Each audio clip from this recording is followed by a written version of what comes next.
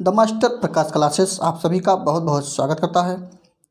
तो आप लोग हमारे प्रैक्टिस सेट को रोजाना हल कर रहे हैं जो उत्तर प्रदेश से संबंधित सुपर टेट के लिए बहुत महत्वपूर्ण है। ठीक, तो चलिए आज हम पुनः 150 प्रश्नों को कवर करेंगे फटाफट। ठीक, तो चलिए हिंदी के पहले पोर्शन को देखते हैं।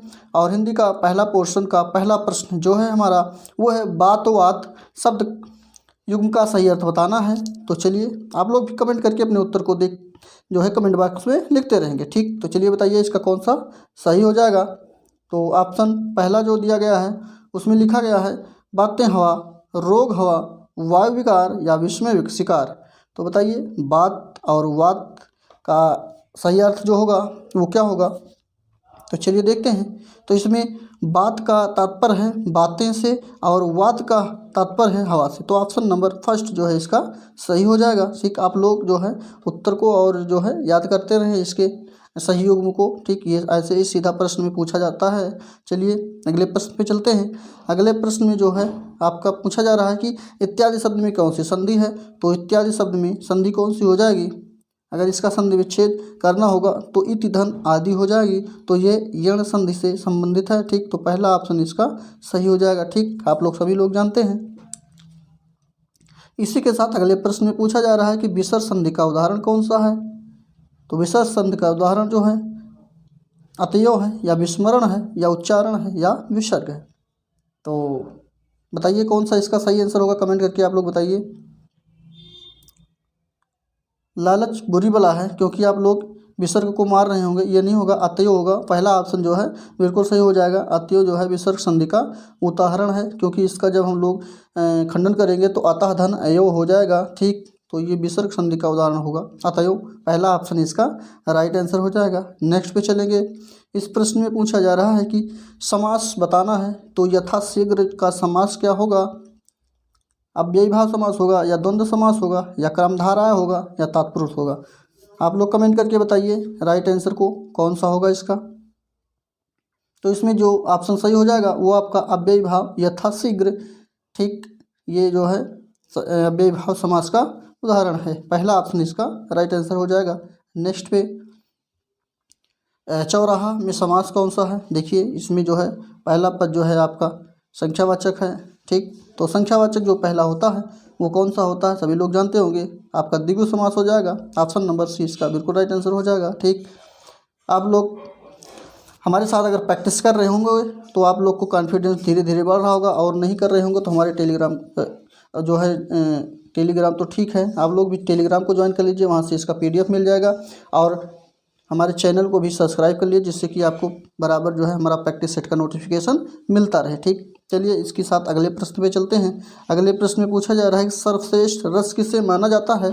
तो सर्वश्रेष्ठ रस जो होता है कौन सा है, चलिए कमेंट करके आप लोग बताइए। रौद्र रस हो जाएगा, श्रृंगार रस हो जाएगा या करुण रस होगा या वीर रस होगा। कमेंट करके बताइए सही उत्तर को कौन सा सही है इसका। तो चलिए देखते हैं। तो सबसे श्रेष्ठ रस जो होता है वो श्रृंगार रस होता है। ऑप्शन नंबर दूसरा इसका बिल्कुल राइट आंसर हो जाएगा। नेक्स्ट पे चलेंगे। नेक्स्ट में है कि कवि बिहारी जो है बिहारी हैं हमारे, वो मुख्यतः किस रस के कवि हैं। तो बिहारी लाल आपके जो कवि हैं वो करुण रस के कवि हैं, भक्ति रस के हैं या श्रृंगार या वीर रस के हैं। तो चलिए आप लोग कमेंट करके फटाफट उत्तर को देते रहेंगे। ठीक, तो चलिए इसमें हम लोग देखते हैं वो जो है श्रृंगार रस के कवि हैं। ऑप्शन नंबर जो है सी इसका बिल्कुल राइट आंसर हो जाएगा। नेक्स्ट इसी के साथ चलते हैं। इसमें जो है एक पंक्ति लिखी गई है और उसमें छंद पूछा जा रहा है। तो चलिए देखते हैं पंक्ति क्या है। किसको पुकारे यहाँ रोकर अरण्य बीच, चाहे जो करो शरण शरण शरण तिहारे हैं। तो इस पंक्ति में छंद पूछा जा रहा है, कौन सी छंद होगी चलिए बताइए कमेंट करके। उलाला होगा, छप्पे होगा, रोला होगा या घनाक्षरी होगा। आप लोग का क्लास जो है हमारे यूट्यूब चैनल के द्वारा आप सारे विषयों को जो है अलग अलग अध्यापकों के द्वारा जो है पढ़ाया जाएगा। और आप लोग अगर इसकी जानकारी या पढ़ना चाहते हैं तो हमारे चैनल को सब्सक्राइब कर लीजिए। ठीक, तो इसका ऑप्शन कौन सा सही होगा बताइए। तो इसमें जो सही हो जाएगा चलिए हम देखते हैं। इसमें जो है घनाक्षरी शब्द बिल्कुल सही हो जाएगा, जो कि ऑप्शन नंबर डी में दिया गया। ठीक, ये घनाक्षरी छंद है। नेक्स्ट पे चलेंगे। निषेध का विलोम शब्द बताना है। बहुत अच्छा प्रश्न है। तो निषेध का विलोम शब्द जो हो जाएगा क्या होगा? विधि होगा, स्वीकृत होगा, या निश्चित होगा, या स्वीकार होगा। तो इसका जो विलोम शब्द हो जाएगा वो ऑप्शन नंबर फर्स्ट हो जाएगा, जो कि विधि है। ठीक, ऑप्शन नंबर इसका विधि सही होगा। कमेंट करके बताइए। निषेध का मतलब है नकारना, क्या स्वीकृत होगा या स्वीकार होगा? कमेंट करके बताइए आप लोग। जो हमारे द्वारा है ये ऑप्शन ए को लगाया जा रहा है, विधि। ठीक, नेक्स्ट पे चलते हैं। चंद्रमा का पर्यायवाची शब्द चुनना है। तो चंद्रमा का पर्यायवाची जो शब्द हो जाएगा वो आपका निशाकर होगा, निशाचर होगा, तरणी होगा, या कृषाण होगा। तो इसमें जो ऑप्शन सही होता है वो चंद्रमा का पर्यायवाची शब्द निशाचर होगा। ठीक, नेक्स्ट में पूछा जा रहा है धन जो है वो उसका पर्यायवाची शब्द नहीं है। तो धन का पर्यायवाची द्रव्य होता है, सभी लोग जानते हैं। और द्रव्य द्रव्य जो है द्रव्य नहीं होता है। यही ऑप्शन जो है सही हो जाएगा, क्योंकि ये जल का है। ठीक, और संपदा भी है धन का, और दौलत भी है। तो ऑप्शन नंबर भी इसका राइट आंसर होगा। नेक्स्ट है, कौन सा शब्द जो है तत्सम नहीं है? तो तत्सम शब्द को ढूंढना है। तत्सम का तात्पर्य संस्कृत से जो बना हो। तो घृत हो जाएगा, धृत के बाद अतिन है, या दुग्ध है, या आंसू है। कमेंट करके आप लोग बताइए कौन सा इसका सही होता है। तो इसमें आंसू शब्द जो है ये आपका तत्सम नहीं है, ये तद्भव शब्द है, क्योंकि ये चांद ऊपर जो आंसू पे ये मात्रा लगा है, ये जहाँ पे लगा होता है वो सारे जो है तद्भव शब्द कहलाते हैं। ठीक, तो ऑप्शन नंबर डी इसका बिल्कुल राइट आंसर हो जाएगा। इसकी ये पहचान है, आप लोग ध्यान से जो है इसको पहचान लिया करें। ठीक, नेक्स्ट पे चलेंगे। अगले प्रश्न पूछा जा रहा है कि हिंदी भाषा में वो ध्वनियाँ कौन सी हैं जो स्वतंत्र रूप से बोली या लिखी जाती हैं? तो जो स्वतंत्र रूप से बोली या लिखी जाती हैं, जिसमें कोई बाधा ना हो या कोई अलग शब्द या वर्ण ना आए, तो सभी लोग जान गए होंगे वो कौन सा है। उसको स्वर कहा जाता है। ठीक, जैसे हमको कोई भी शब्द बोलना है, जैसे आ बोलना है, तो इसमें कोई बाधा नहीं आ रही है। ठीक, और इसको लिखना भी होगा तो आराम से आ लिख देंगे। ठीक, तो ये जो है स्वर कहलाता है। ऑप्शन नंबर ए इसका राइट आंसर हो जाएगा। नेक्स्ट पे चलेंगे, और इसी के साथ साथ बता देते हैं व्यंजन जो वर्ण होते हैं वो स्वर की सहायता से जो है बोले जाते हैं। ठीक, और वर्ण के अंतर्गत दोनों आ जाएंगे, स्वर और व्यंजन दोनों जो है आ जाएंगे। और अक्षर जो है आप लोग चाहे वर्ण कहिए चाहे अक्षर कहिए, बात एक ही है। ठीक, इसी के साथ अगले पे चलते हैं। अगले में पूछा जा रहा है कि कौन सा वर्ण घोष नहीं है? चारों वर्णों को बताइए। ए है, छ है, आ है, या ड़ा है। कमेंट करके बताइए कौन सा घोष नहीं है। तो इसमें जो घोष नहीं है वो आपका छ बिल्कुल सही है, जो कि घोष शब्द नहीं है, ये आघोष में आएगा। ठीक, चलिए इसी के साथ अगले कड़ी पे चलते हैं। और अगले में पूछा जा रहा है कि कौन सा कथन सही नहीं है? ऑप्शन चारों देखते हैं। चलिए, दिखने लगा होगा ऑप्शन आपको। तो कौन सा कथन सही नहीं है? भाषा प्रतीकों का व्यवस्थित ढांचा है। और उसके बाद दूसरा है भाषा हमारे अनुभव बांटने में के काम आती है। तीसरा है भाषा बिना संस्कृति संचालित नहीं हो सकेगी। नेक्स्ट है चौथा, संप्रेषण के लिए बोली हुई भाषा आवश्यक है। तो इसका जो सही होगा कमेंट करके आप लोग बताइए। तो इसमें भाषा जो है बिना संस्कृति संचालित नहीं हो सकेगी, तो यही जो है इसका सही नहीं है, क्योंकि ऐसा कुछ नहीं है कि बिना संस्कृति के संचालित नहीं होगी। वो कहीं भी होगी तो संचालित हो जाएगा, संस्कृत हो चाहे ना हो। ठीक, नेक्स्ट के साथ इसी अगले प्रश्न पे चलेंगे। तो अगले प्रश्न में जो है ये आपका दिया गया गद्यांश दिया गया है, आप लोग इसको पढ़िए। ठीक, हमने जो है इसको पढ़ लिया है, वीडियो को रोक करके। चलिए आगे भी पढ़ लीजिए।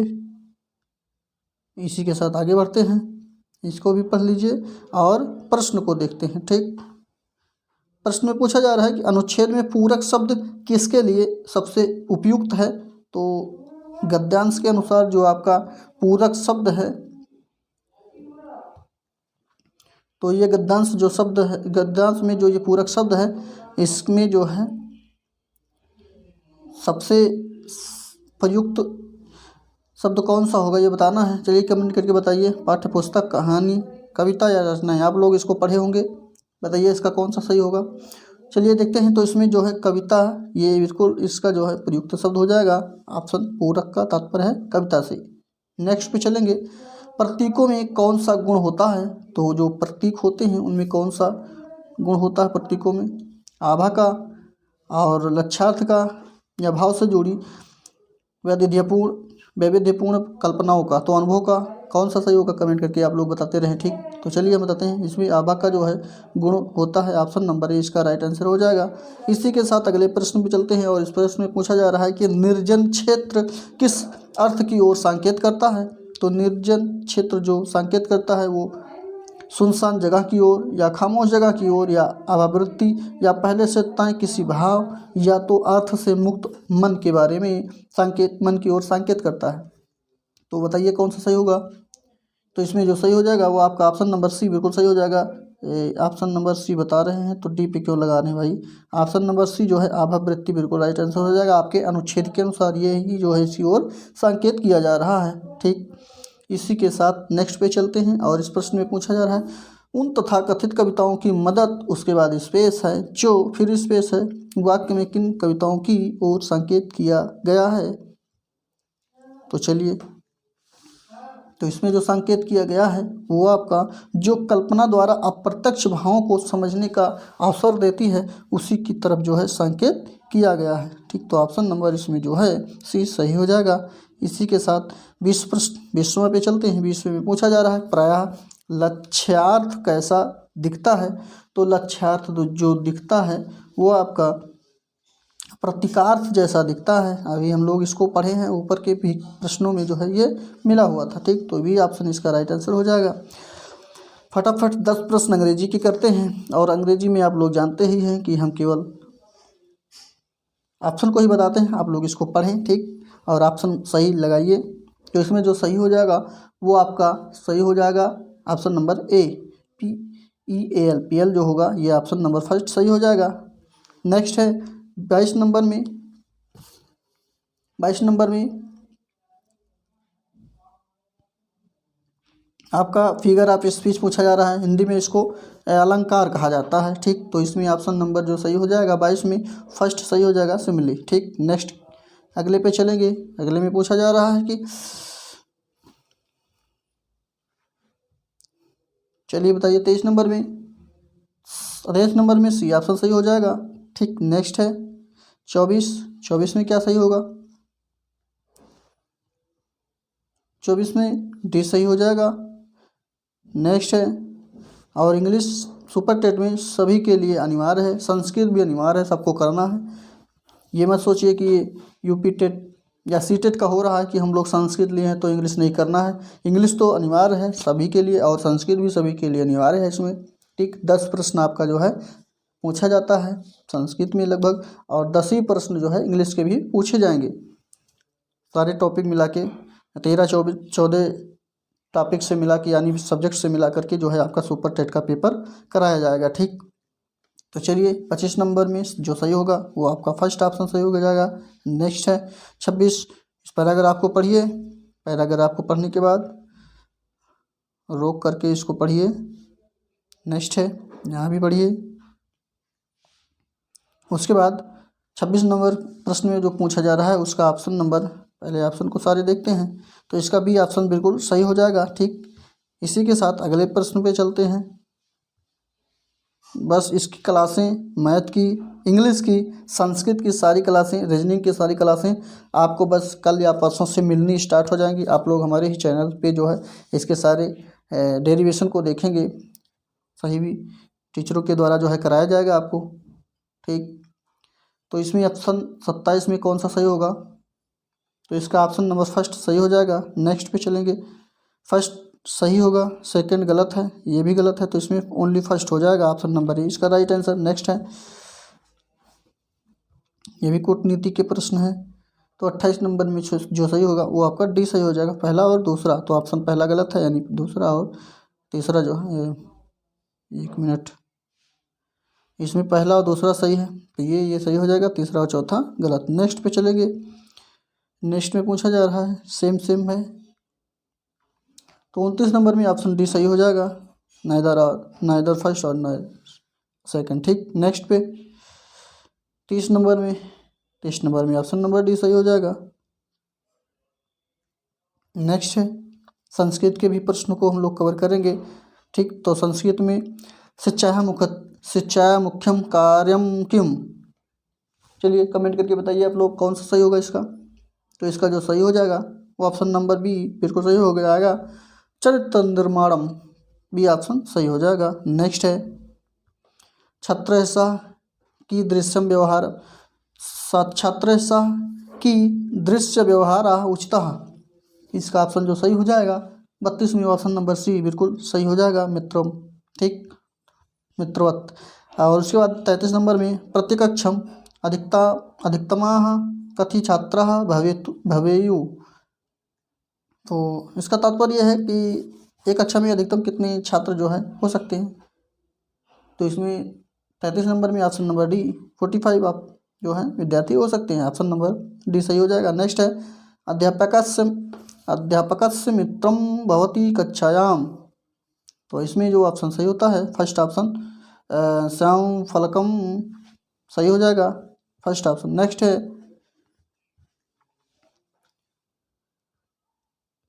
अहम आवाम वयम विद्यालयम गृह अपश्यम में से यथोचित शब्दों का वाक्य रचना की गई है। तो चलिए बताइए कौन सा सही है। हमको संस्कृत आती नहीं है, बस पढ़ दे रहे हैं, ठीक है, आप लोग को जिससे थोड़ा हेल्प मिल जाए। तो इसका जो है 35 नंबर में ऑप्शन नंबर फर्स्ट सही हो जाएगा। चलिए इसी के साथ अगले प्रश्न पे चलते हैं।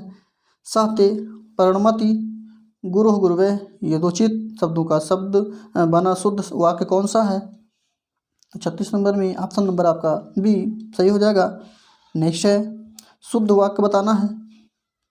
तो इसका शुद्ध वाक्य कौन सा है, विभक्ति वचन सारे देख लीजिए और बताइए इसका कौन सा सही होगा। तो इसका जो सही हो जाएगा 37 नंबर में वो आपका ऑप्शन नंबर सी बिल्कुल सही हो जाएगा, तो पठताम। नेक्स्ट है 38 नंबर पिता पुत्रेण सह रेल्यानेन गृहम आगच्छति में कौन सा करण है। तो इसमें करण बताना है। तो इसका ऑप्शन नंबर डी बिल्कुल सही हो जाएगा, रेल्यानेन ये करण है। उसके बाद अगले पे बालिकायाम पद में कौन सी विभक्ति है। तो बालिकायाम पद में जो विभक्ति है वो आपका सप्तमी विभक्ति है, ऑप्शन नंबर ए इसका राइट आंसर होगा। 29 का पर्याय क्या है। तो 29 का पर्याय जो है वो ऑप्शन नंबर बी में लिखा गया है, 69। नेक्स्ट है विज्ञान के प्रश्नों को हम लोग कवर करेंगे। ठीक, तो चश्मे बनाने में किस कांच का प्रयोग किया जाता है। तो चश्मे बनाने के लिए जिस कांच का प्रयोग किया जाता है वो आपका कौन सा है, क्रूक्स कांच है, फ्लंट कांच है, या सोडा पोटास कांच है, या साधारण कांच है। चलिए बताइए कमेंट करके। और इस कांच में जो है दुर्लभ तत्वों के ऑक्साइड जैसे सीरियम ऑक्साइड CEO2 इसका जो है रासायनिक नाम है होते हैं, ठीक है। और यह शीशा जो है परावैंगनिक किरणों को अवशोषित कर लेती है। जो चश्मा बनता है यही चश्मे जो है परावैंगनिक किरणों को अवशोषित कर लेती हैं, जिससे हमारी आँख जो है सुरक्षित होता है। और इस चश्मे को हम लोग क्रूक्स कांच के नाम से जानते हैं। तो ऑप्शन नंबर इसका ये राइट आंसर हो जाएगा। ठीक, जब तक हम डिफाइंड करें तब तक आप लोग कमेंट बॉक्स में अपने उत्तर को लिख दिया करेंगे। चलिए अगले प्रश्न पे देखते हैं। तो बेरियम को आदर्श गैस का इलेक्ट्रॉन विन्यास अगर करना है तो उसके लिए इलेक्ट्रॉनिक विन्यास जो इलेक्ट्रॉनों को खोना होता है वो कितना खोएगा। तो बेरियम का परमाणु क्रमांक जो होता है वो 56 होता है, 56। ठीक, और इसमें इलेक्ट्रॉनिक विन्यास की बात करेंगे तो 2 8 18 कामा लगाते लिखेंगे 2 8 18 और फिर 8 2। ठीक, तो यह आदर्श गैस का इलेक्ट्रॉनिक विन्यास प्राप्त करने के लिए लगभग 2 इलेक्ट्रॉन जो है खो देगी। तो ऑप्शन नंबर बी इसका राइट आंसर हो जाएगा, जो कि 2 इलेक्ट्रॉन इसमें खोना होगा। ठीक है, नेक्स्ट पे चलेंगे। अगले पे जब चलते हैं तो अगले में पूछ रहा है कि किसका स्राव जो है जिगर से होता है। जिगर का मतलब होता है हमारा हृदय या दिल। ठीक, तो ग्लूकोज का होता है, आयोडीन का होता है, कैर्टिसोल का होता है, या पित्त का होता है। तो जिगर या लीवर इसको कहा जाता है। ठीक, तो इसमें जो है पित्त यानी पित्त रस का जो है स्राव होता है, यानी स्राव होता है। तो ऑप्शन नंबर डी इसका बिल्कुल राइट आंसर हो जाएगा।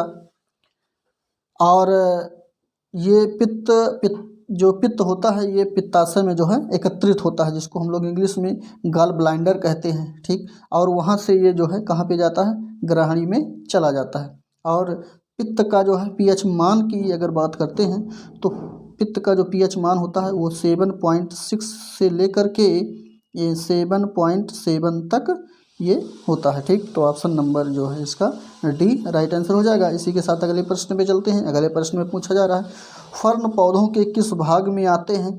तो फर्न जो है ये पौधे के किस भाग में आते हैं, जिम्नोस्पर्म में आते हैं, एंजियोस्पर्म में आते हैं, या थैलोफाइटा में आते हैं, या टेरिडोफाइटा में आते हैं। कमेंट करके आप लोग बताइए इसका कौन सा सही हो जाएगा। तो इसमें ऑप्शन जो सही हो जाएगा वो आपका टेरिडोफाइटा सही हो जाएगा, जो कि डी ऑप्शन सही होगा। और इसमें जो है यह जो है पौधे का वह समूह है जिसमें पर्णहरित यानी क्लोरोफिल जो होता है वो संवहन उत्तक, यकृत और पुष्पोद्भिद जैसे पौधे जो आते हैं इसमें ही शामिल हो जाते हैं। और अगर उदाहरण की बात करें तो जलीय फर्न जो होता है मर्सीलिया, जैसे कि मर्सीलिया, साल्विनिया वट आदि जो है इसके अंतर्गत आ जाएंगे, ठीक। नेक्स्ट 45 नंबर पे चलेंगे। एंटीबायोटिक का आविष्कार किसने किया था। जोसेफ लिस्टर ने, विलियम हार्वे ने, रॉबर्ट नॉक ने, अलेक्जेंडर फ्लेमिंग ने।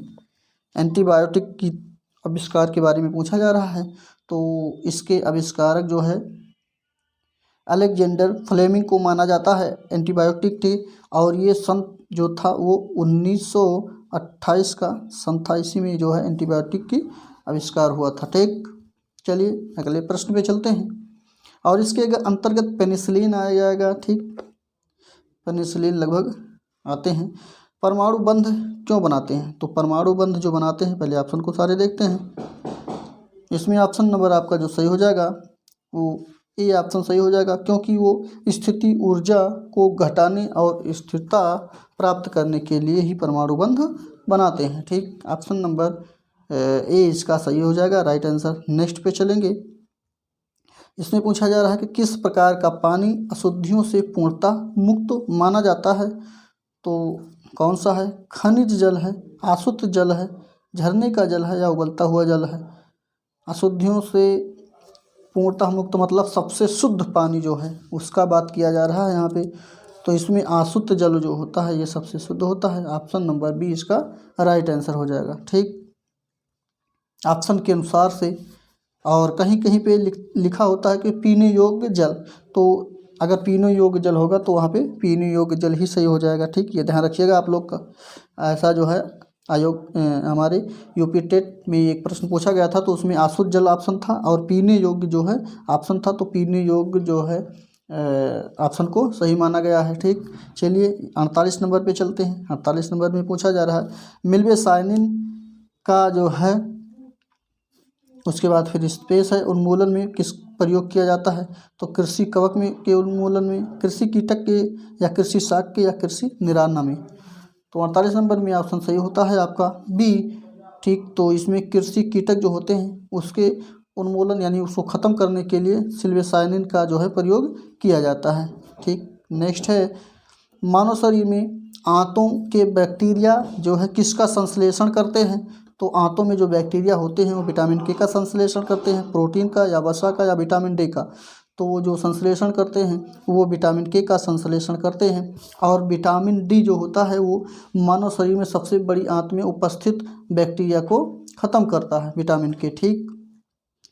और सबसे बड़ी आंत के 3 भाग होते हैं। पहले भाग को सीकम, और दूसरे को बृहदार्थ, और तीसरे को कोलोन तथा मलाशय के रूप में हम लोग जानते हैं, मलाशय सीकम, ठीक। और सीकम जो पहला है उसमें उसके सिरे पर एक उंगली जैसी संरचना होती है जिसे अपेंडिक्स कहा जाता है, ठीक है। चलिए अगले प्रश्न को देखते हैं।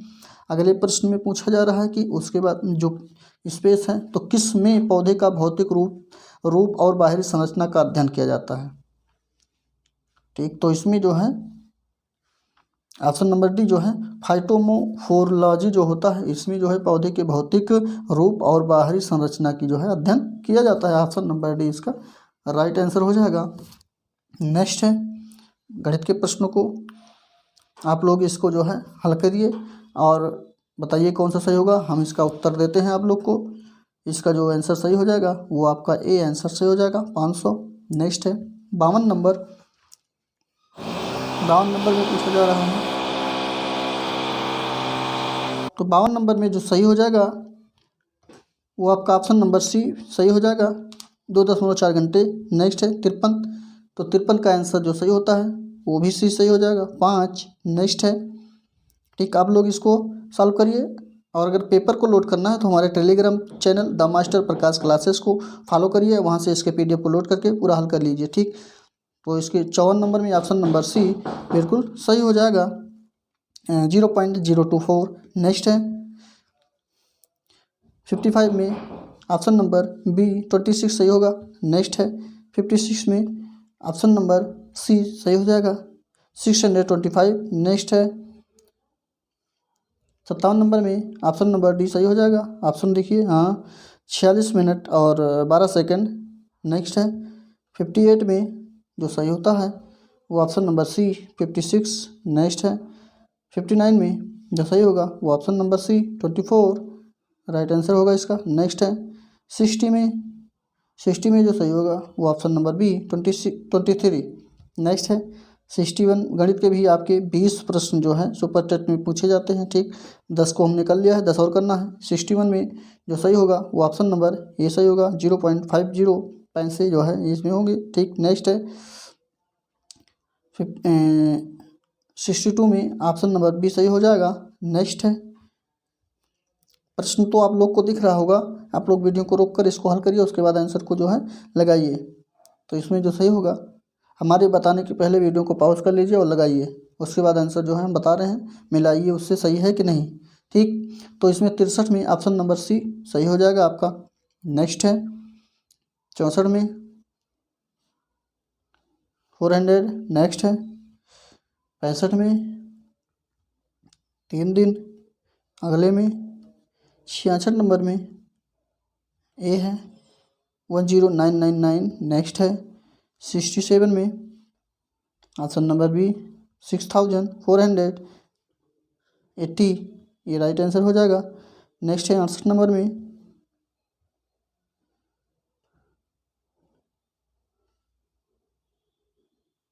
68 नंबर में सी ऑप्शन सही होगा, 70/10। नेक्स्ट, माफ़ कीजिएगा, 7/10 है इसका। ठीक, नेक्स्ट है 69 में ए ऑप्शन सही होगा, 170 में जो सही होगा आपका फर्स्ट 2500 राइट आंसर इसका हो जाएगा। नेक्स्ट है पोर्शन जो हमारा है ये पर्यावरण एवं सामाजिक अध्ययन का है, तो पर्यावरण सामाजिक अध्ययन के भी हम प्रश्नों को कवर करेंगे फटाफट। तो इसमें पूछा जा रहा है कौन सी द्वितीय श्रेणी का उपभोक्ता है, तो द्वितीय श्रेणी का उपभोक्ता बहुत अच्छा प्रश्न है, सभी लोग जानते हैं। तो इसमें जो है कौन सा होगा, चलिए बताइए। हाथी, सांप, शेर, बकरी। तो 71 में जो सही होगा वो आपका सांप जो है द्वितीय श्रेणी के अंतर्गत जो है उपभोक्ता में आएगा। ठीक, और अगर सांप को जो खाएगा वो पहले उपभोक्ता की श्रेणी में आ जाएगा। जैसे सांप को कौन खाता है, मोर खाते हैं। ठीक, नेक्स्ट पे चलेंगे। झूम की खेती कहाँ पे होती है, किस राज्य में, केरल में होती है, बिहार में होती है, मेघालय में होती है, तमिलनाडु में होती है।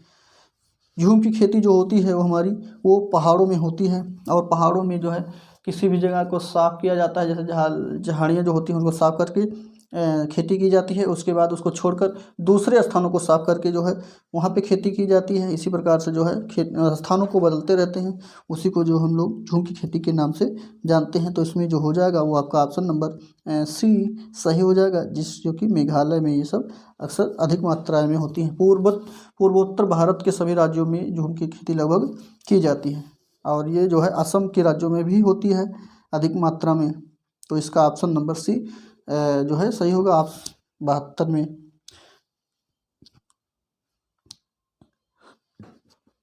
शुष्क बर्फ किसका ठोस रूप है, तो शुष्क बर्फ जो होता है हम लोग उसको किस नाम से जानते हैं, तो उसको कार्बन डाइऑक्साइड के नाम से जानते हैं। ठीक, कार्बन डाइऑक्साइड को ही हम लोग शुष्क बर्फ के रूप में या शुष्क बर्फ कहते हैं। ठीक, तो ऑप्शन नंबर बी इसका राइट आंसर होगा। नेक्स्ट है कौन सी अंतर्राष्ट्रीय संस्था जो है पूरे विश्व में पर्यावरण सुरक्षा की देखभाल करती है, WWF है, WTO है, पेटा है या UN? चलिए कमेंट करके आप लोग बताते रहें कौन सा सही होगा। 74 में ऑप्शन नंबर ए WWF जो है सही हो जाएगा। वर्ल्ड वाइड फंड बिल्कुल सही होगा। इसका पूरा नाम वर्ल्ड वाइड फंड है और दूसरे का नाम WHO का नाम वेल्थ वर्ल्ड हेल्थ ऑर्गेनाइजेशन है, ठीक। और डी का जो UN लिखा है यूनाइटेड नेशनल है। नेक्स्ट पे चलेंगे। कीटनाशकों के अधिक इस्तेमाल से क्या होता है? तो कीटनाशकों के अधिक इस्तेमाल से जो है हमारा पर्यावरण जो होता है, वायु जो होता है वो प्रदूषित हो जाता है, ठीक है। तो इसमें ऑप्शन नंबर जो, चलिए देखते हैं कौन सा सही होगा। तो 75 में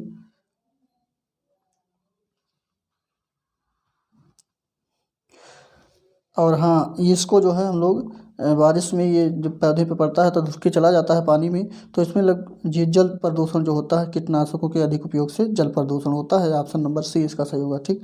वायु प्रदूषण नहीं होगा। चलिए अगले प्रश्न पे चलते हैं। अगले प्रश्न में पूछा जा रहा है लवण जो जल का अवशोषण करता है क्या कहलाता है?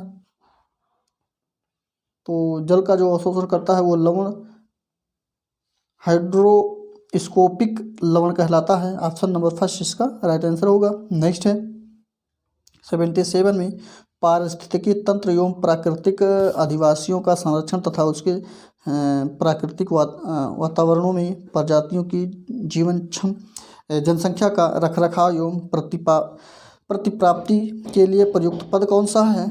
तो 77 में ऑप्शन नंबर आपका जो सही हो जाएगा वो सी सही हो जाएगा बिल्कुल, जो कि अपस्थानीय संरक्षण के लिए बहुत ही प्रयुक्त पद है, ठीक। ऑप्शन नंबर सी इसका राइट आंसर। नेक्स्ट पे जल का रासायनिक सूत्र क्या होता है? तो हाइड्रोजन के 2 अणु और ऑक्सीजन के 1 अणु मिलके जो है रासायनिक जल बनाते हैं, यही जो है हमारा जल का रासायनिक सूत्र हो जाएगा, ठीक है। तो इसमें देखते हैं जो कि हाइड्रोजन H2O रासायनिक नाम जल का होता है। नेक्स्ट है हुमायूंनामा किसने लिखा है? तो हुमायूंनामा जो लिखा गया है वो आपका गुलबदन बेगम के द्वारा जो है लिखा गया है। ऑप्शन नंबर सी इसका बिल्कुल राइट आंसर हो जाएगा। नेक्स्ट है भारत में परमाणु शक्ति का केंद्र कौन सा है? तो भारत में परमाणु शक्ति का केंद्र जो है वो डिगबोई है, चंद्रपुर है, रानीगंज है या कलपक्कम? वो परमाणु शक्ति का केंद्र जो है वो हमारा कलपक्कम है। ऑप्शन नंबर डी इसका राइट आंसर हो जाएगा। डिगबोई जो है पेट्रोलियम सबसे पहला भारत का पेट्रोलियम शोध केंद्र है जो कि असम राज्य में स्थित है, ठीक। इसी के साथ अगले पोर्शन को देखेंगे जो कि शिक्षण कौशल से है। शिक्षण कौशल का पहला प्रश्न है शिक्षण प्रक्रिया के पक्ष कौन से हैं? तो इसमें जो है विद्यार्थी भी आ जाएगा, शिक्षक भी आ जाएंगे, पाठ्य पुस्तक भी आ जाएंगे शिक्षण के अंतर्गत। तो इसमें ऑप्शन नंबर डी सही हो जाएगा, जो कि इसके अंतर्गत सभी शामिल होते हैं, ठीक। नेक्स्ट पे चलेंगे। ऐसे प्रश्नों को तो आप लोग को बिल्कुल ही नहीं गलत करना है। अगले प्रश्न में पूछा जा रहा है कि एक शिक्षिका अपने आप कभी भी प्रश्नों के उत्तर नहीं देती है। इसका तात्पर्य है कि वो बच्चों से ही जो है प्रश्नों को पूछना चाहती है, ठीक है। वह अपने विद्यार्थियों को उत्तर देने के लिए समूह चर्चाएं और सहयोगात्मक अधिगम अपनाने के लिए प्रोत्साहित करती है। यह उपागम उसके बाद किस सिद्धांत पर आधारित है? तो 82 में कौन सा सही होगा कमेंट करके बताइए। तो इसमें अनुदेशात्मक सामग्री से जो है उचित संगठन, यही जो है इसका राइट आंसर हो जाएगा। ऑप्शन नंबर बी, ठीक। नेक्स्ट पे चलेंगे। कौन सा मूल्यांकन का त्रिकोण का भाग नहीं है? तो मूल्यांकन के त्रिकोण का भाग नहीं है, नहीं देखना है। तो 83 में ऑप्शन नंबर जो सही होता है वो आपका सी ऑप्शन सही हो जाएगा। शिक्षण अनुभव ही इसमें जो है भाग नहीं लेगा, ठीक। नेक्स्ट पे चलेंगे।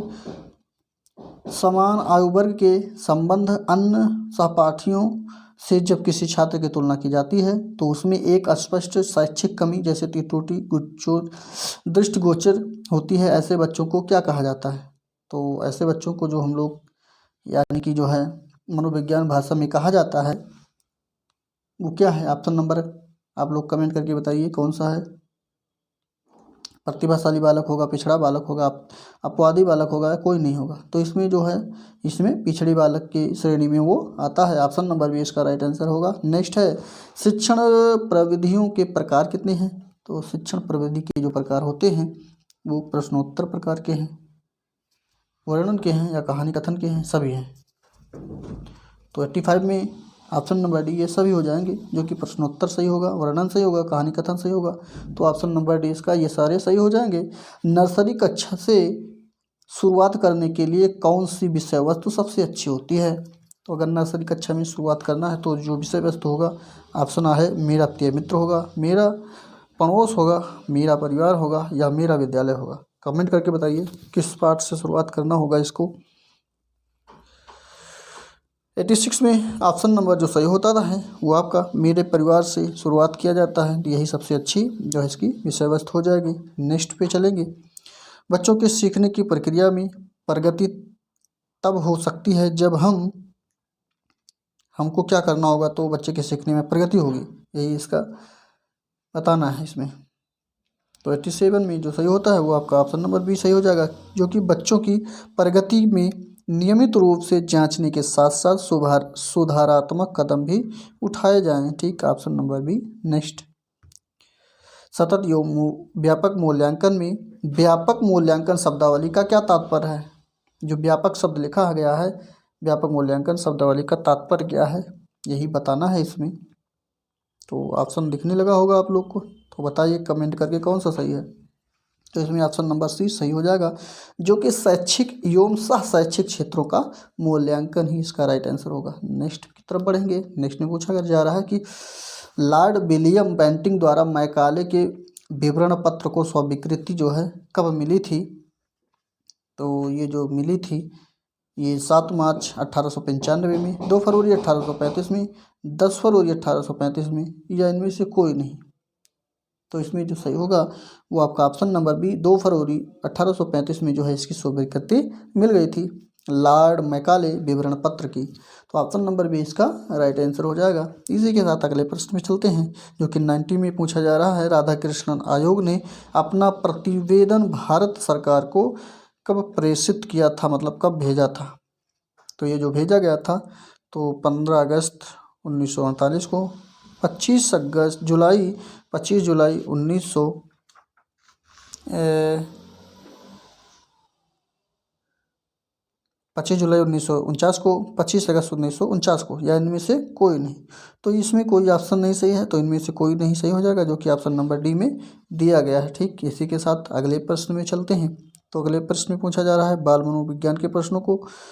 तो ऑप्शन के साथ तो है हम लोग देखते हैं, चलिए दिख रहा होगा। तो एक समावेशी कक्षा के लिए शिक्षकों को किस प्रकार की तैयारियों की आवश्यकता नहीं होती है, ये बताना है इसमें। तो इसमें जो आवश्यकता नहीं होती है वो आपका ऑप्शन नंबर कौन सा होगा? पहला होगा, या दूसरा होगा, या तीसरा होगा, या चौथा होगा। कमेंट करके बताइए कि इसका कौन सा सही आंसर होगा। तो इसमें जो सही हो जाएगा वो आपका, बताइए फटाफट, आप लोग के ही लिए जो है हम रुके हैं। तो इसमें जो सही हो जाएगा वो आपका ऑप्शन नंबर डी, धैर्यशीलता का कम होना ही जो है इसकी आवश्यकता नहीं होती, जो कि ऑप्शन नंबर डी में लिखा गया है। ये सही नहीं है इसके लिए। ठीक, बाकी सारे ऑप्शन सही हैं। नेक्स्ट पे चलेंगे हम लोग। अगले में पूछा जा रहा है कि सूक्ष्म शिक्षण सरलीकरण शिक्षण प्रक्रिया है जो छोटे आकार की कक्षा में कम समय में पूर्ण होती है। यह कथन जो है किसका है? ये कथन जो है दिया गया है वो हमारे किस मनोवैज्ञानिक के द्वारा दिया गया है? तो ये ऑप्शन नंबर फर्स्ट जो है D.W. एलन के द्वारा दिया गया था, ये इस कथन को कहा गया है। तो ऑप्शन नंबर ए सही हो जाएगा। नेक्स्ट है हमारा, शिक्षण को पूर्व ज्ञान पर ही नए ज्ञान को आधारित करना चाहिए। यह कथन किस शिक्षण सूत्र की ओर संकेत करता है? तो ज्ञात से अज्ञात की ओर, या पूर्ण से अंश की ओर, या स्थूल से सूक्ष्म की ओर, या सरल से कठिन की ओर। कमेंट करके बताइए इसका कौन सा सही होता है। तो 93 में ऑप्शन नंबर ए सही हो जाएगा, जो कि ज्ञात से अज्ञात की ओर जो है चलेंगे।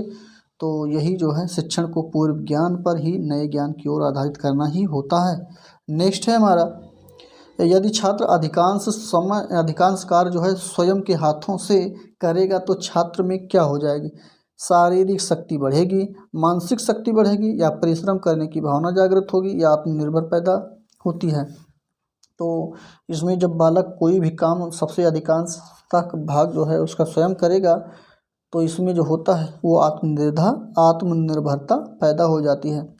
हम भी हमारा पक्ष भी यही है कि आपको जिस काम में डर लग रहा है आप उसको करना शुरू कर दीजिए, आपका डर अपने आप ख़त्म हो जाएगा, यानी कि आपको अपने ऊपर जो है आत्मनिर्भरता जो है उत्पन्न हो जाएगी, पैदा हो जाएगी। ठीक, तो चलिए अगले प्रश्न पे चलते हैं। अगले प्रश्न में पूछा जा रहा है कि जन्मजात अभिप्रेरक कौन सा है? निद्रा है, खेलना है, प्रशंसा है या क्रोध? तो इसमें दो ऑप्शन सही हो जाएगा आपका। निद्रा जो है ये भी जन्मजात अभिप्रेरण है और क्रोध भी जो है ये भी है। तो ऑप्शन नंबर जो है दोनों सही हो जाएगा, यानी कि फर्स्ट और पहला और डी जो है इसका सही होगा। ठीक, तो 95 में अगर वैसे देखा जाए तो क्रोध तो ये तो निद्रा तो होगा ही होगा।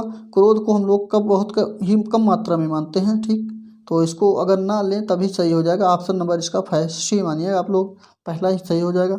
नेक्स्ट पे चलेंगे। नेक्स्ट में पूछा जा रहा है कि शिक्षण अधिगम प्रक्रिया को प्रारंभ करने से पहले एक कुशल अध्यापक को क्या करना चाहिए? तो एक कुशल अध्यापक जो होता है वो शिक्षण को शुरू करने के लिए सबसे पहले जो कि करता है कि जो है अधिगम की परिस्थिति जो होती है उसको उत्पन्न किया जाता है। जैसे कि अगर क्लास में जाया जाए तो बच्चे पढ़ने के मूड में अगर नहीं है तो उनको पढ़ने के मूड में या पढ़ने की परिस्थिति में उनको लाया जाए। ठीक, तब जो है हम अपना क्लास में जो है पढ़ाई शुरू करें।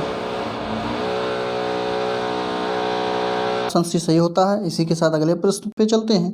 अगले प्रश्न में पूछा जा रहा है साइजॉइड वर्ग में किस प्रकार के बालक आते हैं?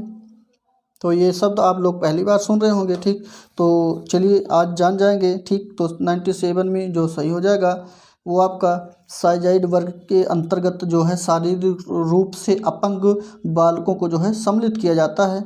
तो चलिए देखते हैं शारीरिक रूप से जो अपंग होते हैं उसके अंतर्गत कौन कौन से बालक आएंगे। तो उसके अंतर्गत जो बालक आ जाएंगे इसमें कोई भी जो है नहीं है, इनमें से कोई ही नहीं है, जो कि ऑप्शन नंबर डी इसका राइट आंसर हो जाएगा। ठीक, अगले प्रश्न की ओर चलेंगे। तो अगले प्रश्न में जो है पूछा जा रहा है कि विशिष्ट बालक के अंतर्गत निम्न में से कौन से बालक आएंगे? तो जो ऑप्शन लिखा गया है उसके अंतर्गत विशिष्ट बालक में कौन आएंगे? पिछड़े बालक आएंगे या प्रतिभाशाली बालक आएंगे, मंदबुद्धि के बालक आएंगे, सारे आएंगे? तो इसमें जो सही हो जाएगा वो आपका इसके अंतर्गत सभी बालक आ जाएंगे, चाहे वो मंदबुद्धि के बालक हों, चाहे वो प्रतिभाशाली बालक हों, चाहे वो जो है पिछड़े बालक हों, क्योंकि विशिष्ट बालकों में सारे बालक आ जाते हैं। ठीक, अपने आप में सारे बालक विशिष्ट होते हैं। इसी के साथ अगले पे बढ़ते हैं। अपराध बालक कौन होते हैं? अपराध जैसे कि अपराधी जो हैं वो कौन से बालक होते हैं? तो अपराधी बालक के अंतर्गत जो असामाजिक कार्य करते हैं, जैसे कि चोरी शुरू में ही चोरी करना या विद्यालय में न जाना, समाज के खिलाफ जो हो वही जो है अपराधी बालक कहलाएंगे। ठीक है, तो ऑप्शन नंबर ए इसका राइट आंसर हो जाएगा। नेक्स्ट है पाठ्य पुस्तक में से शिक्षण के कौन से चर नहीं आते हैं? तो आश्रित पाठ्य पुस्तक जो है हमारा आश्रित चर है या मध्यस्थ चर है या स्वतंत्र चर है या कोई नहीं है, ये बताना है। तो इसमें जो है बी ऑप्शन ये मध्यस्थ चर है, क्योंकि ये शिक्षार्थी और शिक्षक के मध्य में जो आता है ये पाठ्य पुस्तक कहलाता है, ये मध्यस्थ चर हो जाएगा। ऑप्शन नंबर बी इसका राइट आंसर हो जाएगा। सामान्य ज्ञान और घटना चक्र को जो है हम लोग देखेंगे। क्या कहते हैं, घटना चक्र का तात्पर्य है कि करंट अफेयर के। ठीक है, तो पहले प्रश्न में पहले भारतीय क्रिकेट कप्तान कौन थे? चलिए बताइए, भारत में जो पहला कप्तान बने थे वो कौन है? के.डी. नायडू थे, लाला मन्नाथ थे, के.एस. रणजीत सिंह थे या इनमें से कोई नहीं? तो इसका जो ऑप्शन सही हो जाएगा वो फर्स्ट ऑप्शन के.सी. नायडू जो है भारतीय क्रिकेट के प्रथम कप्तान बने थे। ठीक, तो ऑप्शन नंबर इसका जो है फर्स्ट सही होगा।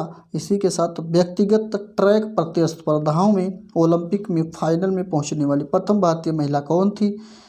तो चलिए देखते हैं कि पहली भारतीय महिला कौन थी। तो इसमें पी.टी. ऊषा जो नाम की महिला थी, इन्होंने ही जो है फाइनल में प्रथम बार जो है पहुंचा था ओलंपिक में। ठीक, तो पहला ऑप्शन इसका सही हो जाएगा। नेक्स्ट है के.आर. कुमारस्वामी अय्यर क्या बजाते हैं? कौन से वादक हैं? बीड़ा वादक है, बांसुरी हैं, सितार हैं या सरोद वादक हैं? तो इसमें ऑप्शन नंबर जो है आपका सही हो जाएगा 103 में ए ऑप्शन, ये बीड़ा वादक हैं, ऑप्शन नंबर फर्स्ट सही होगा। कुमार स्वामी अय्यर जो है बीड़ा बजाते हैं। ठीक, नेक्स्ट पे चलेंगे। किस भारतीय ने पहली एकल एयर फ्लाइट की? अर्जुन सिंह, राकेश शर्मा, JRD टाटा या जमशेद टाटा? जमशेद जी टाटा ने। तो इसी के साथ जो सही हो जाएगा वो आपका JRD Tata, option number C इसका सही हो जाएगा। इन्होंने यही हैं जो पहले भारतीय थे जिन्होंने एकल एयर फ्लाइट की जो है फ्लाइट किया था।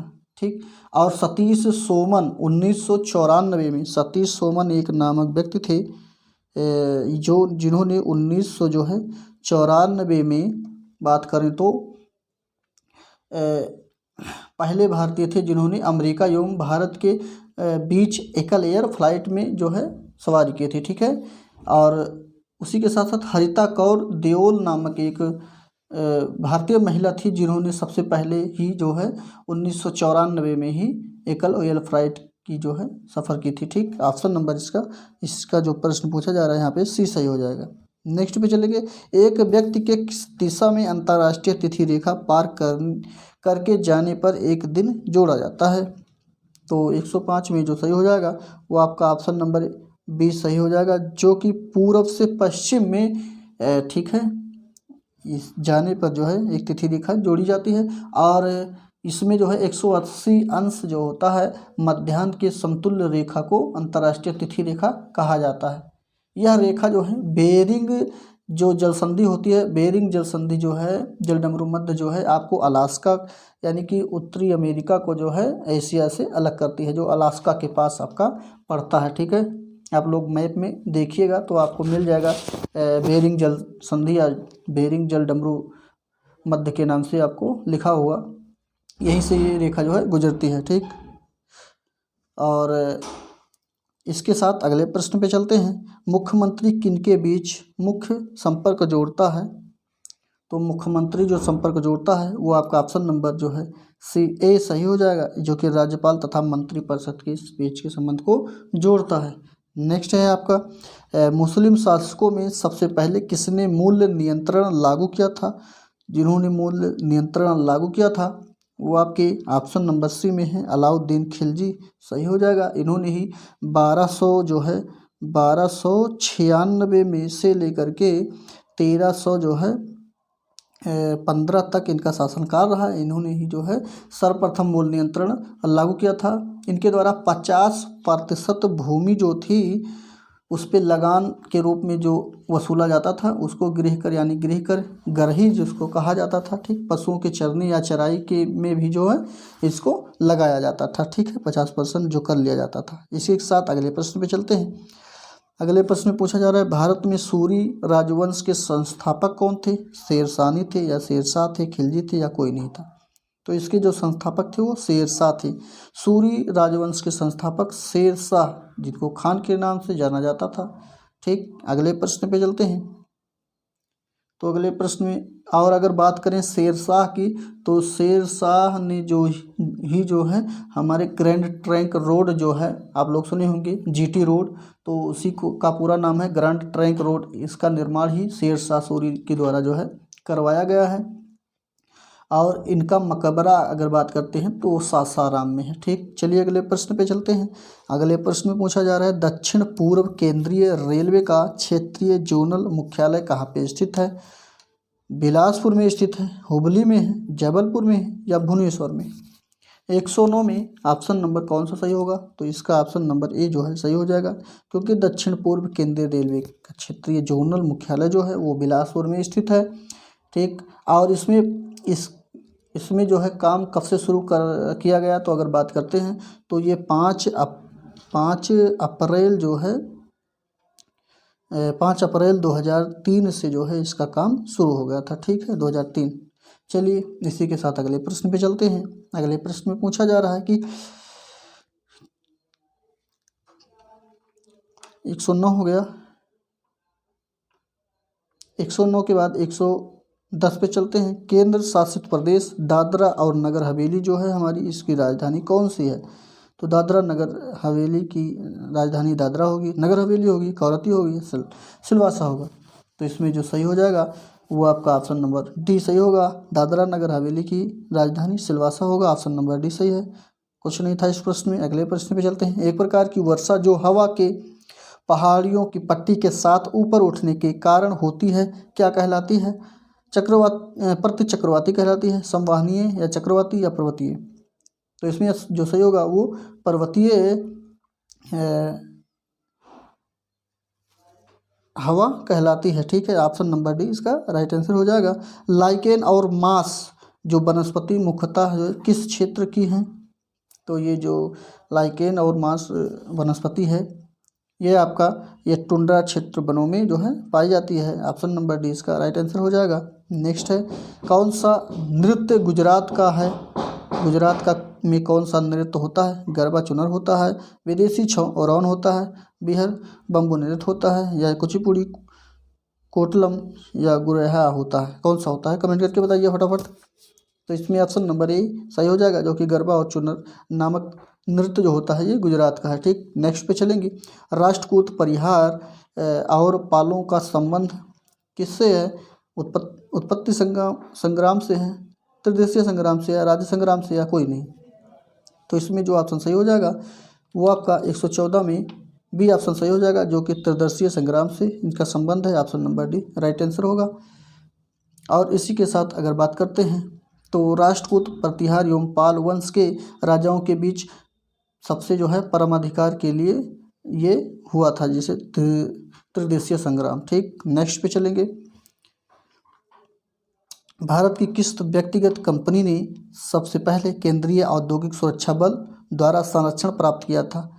विप्रो था, टाटा मोटर्स था, या इन्फोसिस था? कोई नहीं था।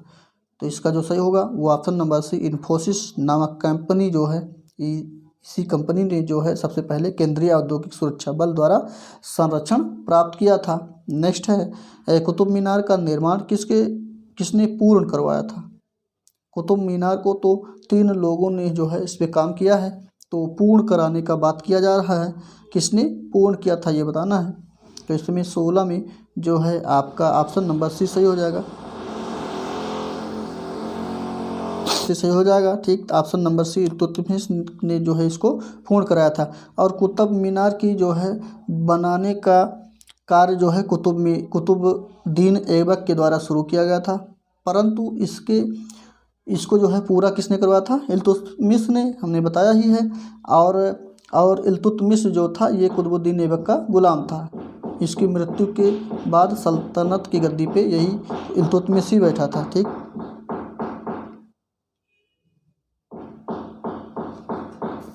प्रश्न में मुमताज महल किस प्रसिद्ध मुगल बादशाह की पत्नी थी? तो मुमताज महल जो पत्नी थी वो हमारी अकबर की थी, औरंगजेब की थी, या शाहजहाँ की थी, या जहांगीर की थी? कमेंट करके बताइए। आप लोग को आज थोड़ा जो है क्या कहते हैं डिस्टर्बेंसियस महसूस हो रहा होगा। क्यों? क्योंकि जो है हमारा थोड़ा काम चल रहा है साइड में। आप लोग के जो है ऑनलाइन क्लास में जो है कैमरे जो सही होगा वो ऑप्शन नंबर सी सही हो जाएगा। शाहजहाँ की पत्नी ही मुमताज महल जो है उन्हीं की यादगार में ये बनाया गया था। ठीक, नेक्स्ट पे चलेंगे। आवाज़ जो आप लोग को सुनाई दे रहा है ये बोर्ड लगने का काम हो रहा है। आप लोग को जो है अब हमारे वीडियो आप लोग को बराबर मिलेंगे। ठीक है, और कैमरे पे आप लोग हम लोग को देख सकेंगे। चलिए अगले प्रश्न पे देखते हैं। अगले प्रश्न में पूछा जा रहा है, प्राचीन काल में अवशेषों का अध्ययन क्या कहलाता था? जीवनी कहलाता था, या पुरातत्व विज्ञान कहलाता था, या मानचित्र कहलाता था? कोई नहीं। 1 मिनट आप लोग। तो इसमें जो सही हो जाएगा वो ऑप्शन नंबर बी पुरातत्व विज्ञान जो है कहलाता है। नेक्स्ट है, सिपाही विद्रोह या प्रथम स्वतंत्रता संग्राम किस वर्ष हुआ था? तो ये जो सन था वो आपका 1857 का सन था। देखते हैं, ऑप्शन नंबर सी में दिया गया है, जो कि सही हो जाएगा। ठीक, और यह भारत का प्रथम स्वतंत्रता संग्राम था। यह मेरठ में ही जो है सिपाही विद्रोह के साथ शुरू हुआ था और पूरे देश में फैल गया था। चलिए अगले प्रश्न को देखते हैं। अशोक महान का शासनकाल क्या था? तो अशोक का शासनकाल बताना है, जो कि ऑप्शन नंबर सी में दिया गया है। 269 से लेकर के 232 ईसा पूर्व में जो है इसका शासनकाल हुआ था। ऑप्शन नंबर सी इसका राइट आंसर होगा। अगले प्रश्न में पूछा जा रहा है कि खिलजी राजवंश का शासनकाल क्या था। तो खिलजी वंश का शासनकाल जो था 1290 से लेकर के 1320 तक इनका शासनकाल रहा है, और यही दिल्ली सल्तनत के खिलजी वंश की जो है स्थापना भी किया गया था। जलालुद्दीन खिलजी ने ही की थी। ठीक, तो चलिए अगले प्रश्न पे चलते हैं। अगले प्रश्न में माई एक्सपेरिमेंट विथ ट्रूथ के लेखक कौन है। बहुत अच्छा प्रश्न है, सभी लोग को मालूम होगा कि इसके लेखक कौन है। तो इसके लेखक जो हैं वो हमारे महात्मा गांधी जी हैं। ऑप्शन नंबर ए इसका राइट आंसर हो जाएगा। नेक्स्ट है सामान्य रेवेन्यू से रेल वित्त को किस वर्ष अलग किया गया। तो इसको जो अलग किया गया था वो आपका 1924-25 में ही इसको अलग किया गया था। ठीक है, चलिए अगले प्रश्न पे चलते हैं। अगले प्रश्न में पूछा जा रहा है कि इनमें से किस फसल के लिए भारत के सबसे बड़े क्षेत्रफल में कृषि की जाती है। तो जो कृषि की जाती है वो धान की कृषि की जाती है सबसे बड़े पैमाने पे भारत में। ठीक, लेकिन धान उत्पादन में भारत जो है दूसरे स्थान पे है। पहले स्थान पे बात करते हैं तो वो चाइना है। नेक्स्ट पे चलेंगे इसी के साथ। पंचायती राज प्रणाली के अंतर्गत स्थानीय संस्था का कार्य कौन सा है। तो अंतर्राष्ट्रीय संस्था पंचायती राज के बारे में बात किया जा रहा है। स्वास्थ्य है, शिक्षा है, कानून और व्यवस्था है, जन्म मृत्यु पंजीकरण है। तो इसमें ऑप्शन नंबर आपका जो सही होगा वो सी सही हो जाएगा। कानून और व्यवस्था जो है इसके अंतर्गत कार्य करने का जो है नहीं आएगा, नहीं के बारे में बात किया जा रहा है। ठीक, नेक्स्ट पे चलेंगे। अगले में पूछा जा रहा है किस राज्य सरकार ने ग्रामीण स्वच्छता अभियान स्वच्छमेव जयते लॉन्च किया था। सत्यमेव नहीं, स्वच्छमेव जयते की बात किया जा रहा है। तो कौन सा राज्य है जिसको इसने शुरुआत किया। आंध्र प्रदेश था, तमिलनाडु था, कर्नाटक था या गोवा था। कमेंट करके बताइए कौन सा सही होगा। तो इसमें जो सही हो जाएगा वो आपका कर्नाटक राज्य ने ही इसकी शुरुआत की थी। Option number C right answer होगा। इसी के साथ अगले प्रश्न पे चलते हैं। अगले प्रश्न में पूछा जा रहा है राजेंद्र कुमार धवन किसका जिनका हाल ही में निधन हो गया किस राजनीतिक दल से संबंधित थे। तो वो संबंधित जो थे वो हमारे भारतीय राष्ट्रीय कांग्रेस के नेता थे। ऑप्शन नंबर 20 का राइट आंसर हो जाएगा। इसी के साथ अगले पे चलेंगे। तीसरी बार महिला एकल विश्व बैडमिंटन चैंपियन जीतने वाली पहली भारतीय शटलर कौन बन गई है। तो जो ये शटलर बन गई हैं वो आपकी कैरोलिना मारिन जो है बनी हुई है। ऑप्शन नंबर ए इसका राइट आंसर हो जाएगा। इन्होंने ही विश्व बैडमिंटन चैंपियनशिप जीती है तीसरी बार, वो भी। ठीक, नेक्स्ट पे चलेंगे। महिला हॉकी वर्ल्ड कप 2018 का 14वां संस्करण किसने जीता है। तो 2018 का 14वां संस्करण जिनके द्वारा जीता गया है उनको वो हैं नीदरलैंड्स। ऑप्शन नंबर बी इसका राइट आंसर हो जाएगा। इसी के साथ अगले प्रश्न पे चलते हैं। अगले प्रश्न में पूछा जा रहा है कि किस देश में U20 फुटबॉल टीम ने 2018 में कोठिफ कप फुटबॉल टूर्नामेंट जीता है। तो 130 का ऑप्शन नंबर सी बिल्कुल राइट आंसर होगा। ये हमारा भारत ने जो है इसे जीता है। ठीक, नेक्स्ट है रीजनिंग के प्रश्न है। रीजनिंग के प्रश्नों को दिखाएंगे, ऑप्शन को दिखाएंगे, आप लोग इसके जो है हल करिए और ऑप्शन बताइए। तो हमारे बताने के पहले आप लोग इसको वीडियो को पॉज कर लीजिए और लगाइए, उसके बाद बताइए। हम आंसर को बताते हैं। इसका आंसर डी सही हो जाएगा, 24 सही होगा। ठीक, नेक्स्ट है 32 में ऑप्शन नंबर बी सही हो जाएगा। नेक्स्ट है 33 में ऑप्शन नंबर सी सही हो जाएगा। 70 नेक्स्ट है 24 इसका ऑप्शन नंबर सी सही हो जाएगा।